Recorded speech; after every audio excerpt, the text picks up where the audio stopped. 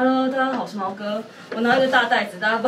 可以猜出我今天要干嘛吗？我今天要去卖包包。那在我要去卖包包之前呢，我们等一下先来看一下我今天要拿什么包包去卖。其实我去年断舍离那篇大概断舍离23个包包吧，所以其实现在我的包柜多数都是我非常喜欢的包包，但还是有漏网之鱼。我那天整理发现了，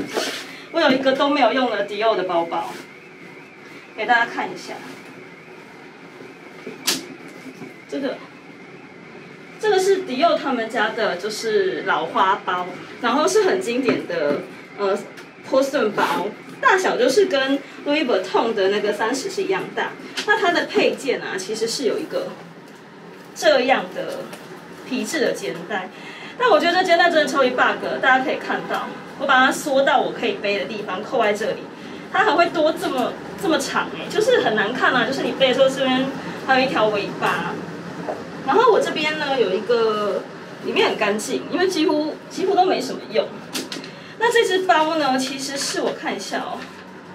这只包其实是我跟一个朋友买的，其实我不是一手包住，他是在我看一下他的购买证明，他在2018年的时候买的，然后他当时是在专柜微风专柜买，然后其实还蛮贵的，这个包买8万5，然后我跟他买的时候他没什么用，然后他卖给我是4万5，但我买了之后，其实我也没有用，我好像只用过1次吧，所以它真的非常闲置，所以我决定就是今天拿去二手店卖卖看，因为它真的这种包有个缺点，就是它很大，如果你没有用啊，它很占你包柜的空间。然后除了这个之外，我又找了几个我没有用的比较没有用的东西啦。这个 BB 给大家看一下是什么？这个 BB 是一个他们家的男生的长夹，那我其实配件很完整。但我这个有用非常久，大家可以看一下这个，它是他们家的男款系列。其实我很推荐这一个，我几年前在意大利买的，我大概用了快要3年吧。但是我这个包用到现在啊，已经有很明显的磨的痕迹。它大概可以放，我看24，大概有至少8、9个卡夹，然后这边可以放钞票。大家如果在找长夹的话，我其实很推荐这个。但因为我现在都是一些小包啊，我实在用不到长夹的，然后再用这个包会用得很烂。我想要看还有没有残值。然后还有一个 Tiffany 的小的饰品，这个好像是我学生时代买的吧，应该有10几年了。这个大家可以看到，是他们家非常非常经典的这个 Heart 系列，是一个银链，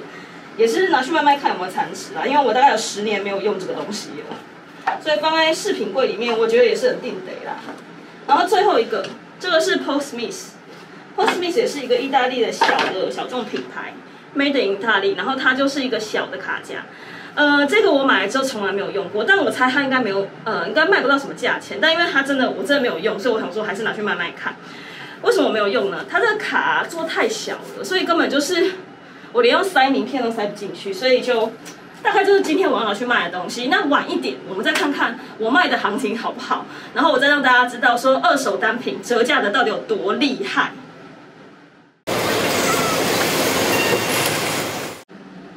Hello， 大家我回来了，然后我已经卖完我的包包了，跟大家讲一下结果，就是里面价格最高的其实就是迪奥的那一只包，就是 Poston 包。我之前有讲过嘛，我朋友买的时候是8万5，然后他卖给我的时候是4万5。那只包almost 是 new 的，然后但因为我的整个 package 里面我的那个保卡是没有拿到的，所以我就是购买证明加上包包还有防尘袋，那我卖的价钱是3万块的价钱，所以大概就是如果你是在专柜买，大概就是3、5折左右。然后我的那个 Paul Smith 的那个小卡夹。大概就是可能1折多吧，他收了500块，当时好像买大概我记得好像3000多块台币的样子啊。我等下把价钱补在旁边。然后Tiffany 的项链，因为它真的非常久了，大概可能有10几年吧，用也是有被摧残。然后最后残值呢是1000块，但我不知道，因为那是朋友送的礼物，所以我不记得那个价钱是多少。然后最后一个是我的 BB 长夹，BB 长夹就是我在这个品项里面用的最多的，而且其实它也算摧残的比较厉害一些。然后我当时在意大利的专卖店买，大概买了18000多，那用了大概2、3年，然后残值大概是1500块，所以这大概就是我今天卖的价钱。就是跟大家分享一下，其实从我去年到今年的经验呢，我觉得二手包是这样子。如果你今天非常在乎保值性的话，保值第1名呢就是爱马仕。爱马仕的经典包啊，如果你的状况非常的好，然后是全配有盒子、购买证明，通通都有，然后又是所谓的金刚色 BKC， 其实你都有可能卖的比你的买价还要高。然后如果是热门的，像什么 Picotin 啦、Lindy 啊，其实价格通常也都，我觉得8折以上都还蛮容易的。那第二把交椅其实就是 Chanel 它的可能 maybe Classic Flap， 然后2.55，然后或者是 LV 的 Morgan 这种系列，大家比较喜欢，比较受欢迎。尤其是像 Chanel 的包包，最好是牛皮的，就是荔枝皮的价格会比羊皮的更好。然后黑色基本上价格是最好的，那有机会可以收在可能5折到7折之间。那其他的品牌，即便是非常红的 Dior 或是 Celine 啊，然后甚至就是这几年跌下神坛的 Chloe， 然后 Gucci 这些包包，通常的收购价都会低于4折。那当然，如果你的包包的季节辨识度很高，就是已经退流行了，可能是连1折都收不到的。那这个就是我今天的经验跟大家分享。